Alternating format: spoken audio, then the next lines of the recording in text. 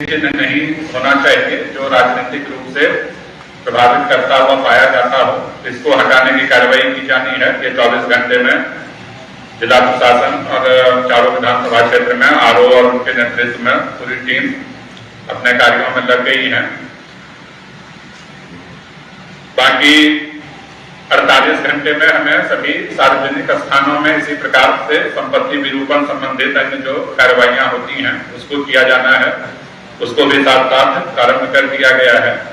72 घंटे के अंदर निजी प्रतिष्ठानों में वैसे मुख्य रूप से राजनीतिक प्रतीक चिन्हों को व्यक्त करने वाले पोस्टर हों, बैनर हों इत्यादि हों, उनमें अगर संबंधित निजी जो संपत्ति है उसके स्वामी की सहमति अगर नहीं है तो उसको भी हटाया जाना है। अगर सहमति है तो वो रहेगा, लेकिन जब संबंधित राजनीतिक दल के कैंडिडेट डिक्लेयर हो जाएंगे तो फिर वो कैंडिडेट के खर्चे में भी उसके इक्विवेलेंट अमाउंट को इसमें ऐड किया जाएगा। तो मुख्य रूप से अभी प्रारंभ में ये सारी कार्रवाइयां करनी है। अब क्योंकि आचार संहिता प्रभावशील है तो बाकी सभी जो व्यय के संबंध में आम नागरिकों के द्वारा कितना कैश डिलीवरी की जा सकती है, लेके चला जा सकता है, ये सब चीजें भी प्रभाव में आ गई हैं। तो हमारे जो इसके लिए मुख्य रूप से प्रशासन के और पुलिस विभाग के जो अधिकारी का है वो हैं ही, इसके अतिरिक्त जो FST फ्लाइंग स्क्वाड बुलंदस्ता और स्टैटिक सर्वेलेंस टीम SST जो है वो भी प्रभावशील हो जाएंगी आज से।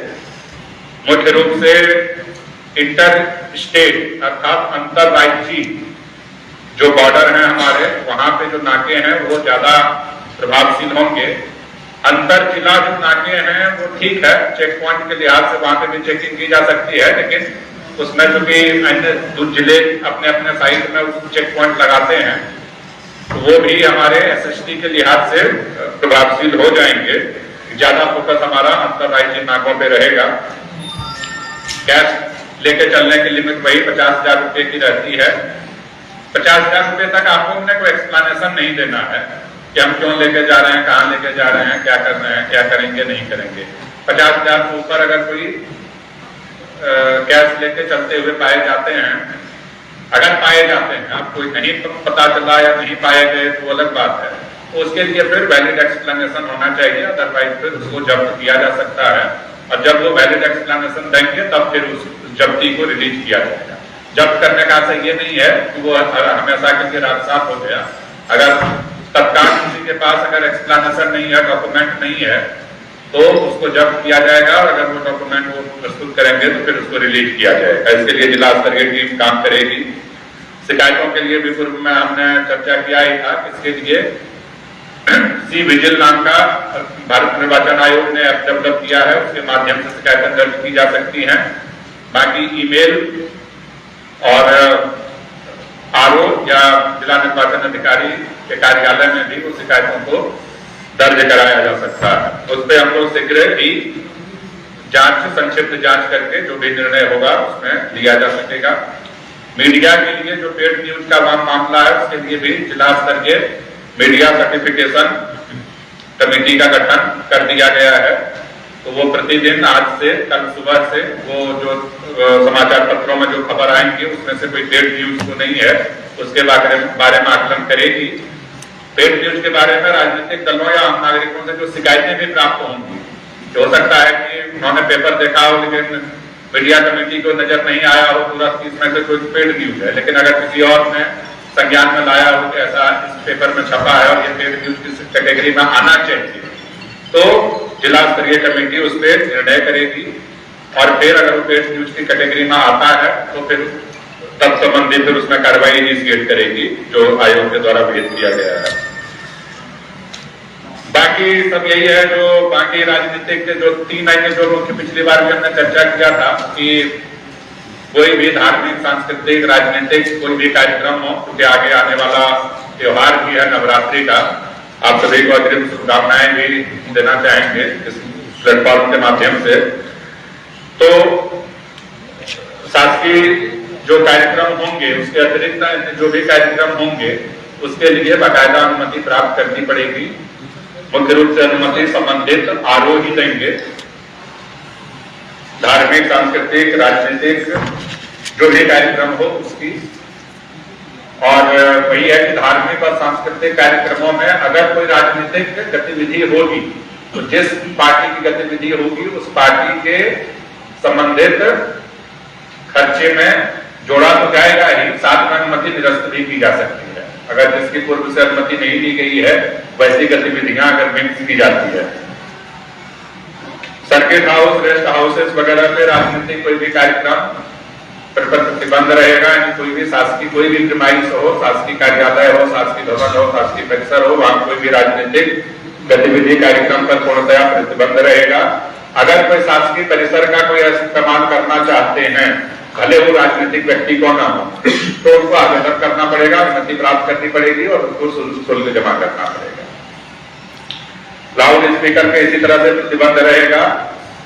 10 बजे के बाद तो बिल्कुल भी अलाउ नहीं किया जाएगा किसी भी प्रकार का कोई भी कार्यक्रम हो।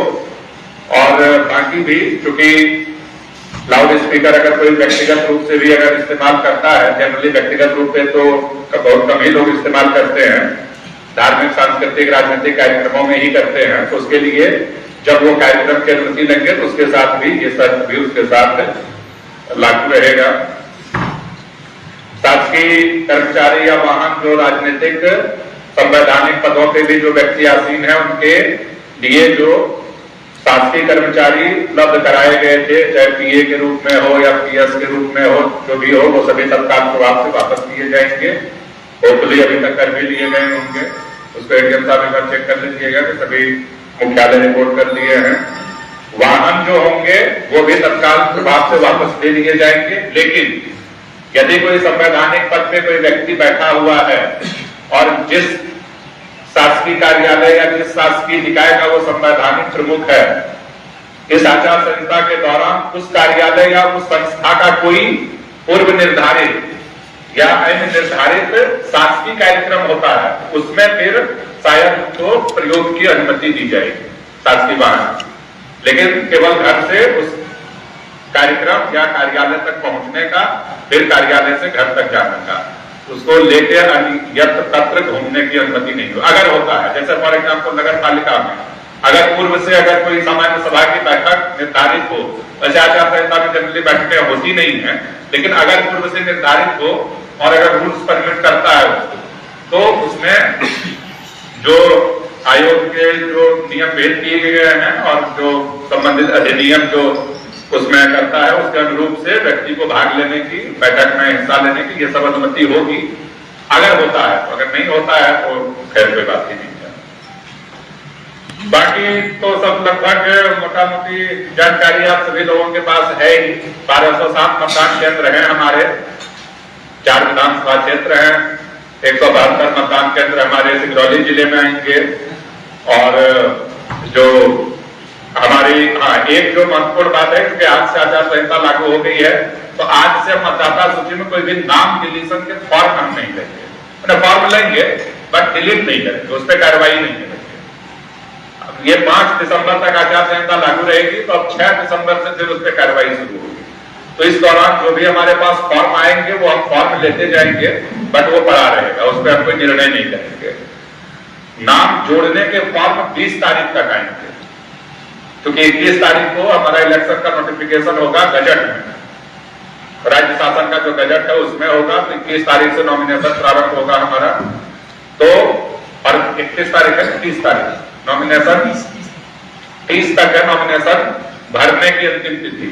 तो 30 से 10 दिन पहले मतलब 20 तारीख तक हम नाम जोड़ने के आवेदन लेंगे, नाम जोड़ेंगे मतदाता सूची में। और वो उस मतदाता सूची के अलग से एक पेज पे इस तरह से सर्टिफाइड पेज रहेगा, आरओ या एआरओ के द्वारा सर्टिफाइड किया जाता है। तो मूल जो 4 तारीख को मतदाता सूची जारी हुई उसमें कोई छेड़छाड़ नहीं होगा, वो वैसा ही रहेगा। अब जो नाम जुड़ेंगे वो अलग से पन्ने पे उस पर चिपका हुआ रहेगा। ये भी सबको उपलब्ध कराया जाएगा। बाकी शस्त्र जो है, लाइसेंस, वो भी निलंबित रहेंगे। केवल जिनको आवश्यक है उनको छोड़कर जैसे सुरक्षा गार्ड में जो नौकरी कर रहे हैं, चाहे निजी प्रतिष्ठान हो या सार्वजनिक प्रतिष्ठान हो, सरकारी, गैर सरकारी या सरकारी जो भी हो, बाकी जो पुलिस विभाग के हैं, होमगार्ड हैं और अन्य विभागों के जो केंद्रीय सशस्त्र बलों के जो हैं, उन सब पे ये लागू नहीं होगा। अन्य लोगों में भी अगर किसी विशेष कारणवश किसी को लगता हो कि हमारा शस्त्र इस दौरान सस्पेंड नहीं होना चाहिए, तो वो आवेदन करेगा, उसको जिला स्तरीय समिति, इसमें कलेक्टर है, एसपी हैं, एडीएम है और एडिशनल एसपी हैं, ये उसके आवेदन पर विचार करेगी कि इनका जो आग्रह है कि सस्पेंड न किया जाए इस दौरान, उसमें कोई मेरिट है या नहीं। अगर मेरिट होगा तो हो सकता है कि उनको एग्जाम्प्ट किया जाए, मेरिट नहीं होगा तो उनको भी सस्पेंडेड रखा जाएगा 5 तारीख तक। अपना जो स्ट्रॉन्ग रूम है वो संजय गांधी कॉलेज का भाई पुराना जो परिसर है, पुराना नया जो भी कहते हैं उसको, पुराना परिसर वो है। वर्तमान में वहां पे राज्य निर्वाचन आयोग से संबंधित कुछ ईवीएम मशीन रखी हुई है। उन मशीनों को हम राजनीतिक दलों की उपस्थिति में राज्य निर्वाचन आयोग से अनुमति प्राप्त करके हम अन्य 2 कक्ष में उसको शिफ्ट करेंगे। आजकल में उसकी सूचना भी आप लोगों को देंगे, जो तिथि और तय किया जाएगा। तो मैं राज्य निर्वाचन आयोग से मेरी चर्चा हो गई, एक बार आप फॉलो कर लीजिएगा तो अनुमति आ जाएगी। हाँ, तो उन्होंने कहा था आज के बारे में कि आज दे देंगे, एक बार बात कर लीजिए। शिफ्ट करेंगे तो वो हमारे चारों विधानसभा के लिए स्ट्रॉन्ग रूम खाली हो जाएगा। उसमें हम वेयर हाउस से रेंडमाइजेशन करेंगे, फर्स्ट रेंडमाइजेशन, उसके बाद सारी मशीनों को विधानसभा वाइज मिलान करके वहां से शिफ्ट करेंगे राजनीतिक दलों की उपस्थिति में, आप सभी की उपस्थिति में। जो ट्रेनिंग के लिए जो मशीनें थी वो सबको मंगवा दीजिएगा आज ही राजनीतिक दलों की उपस्थिति में करेंगे।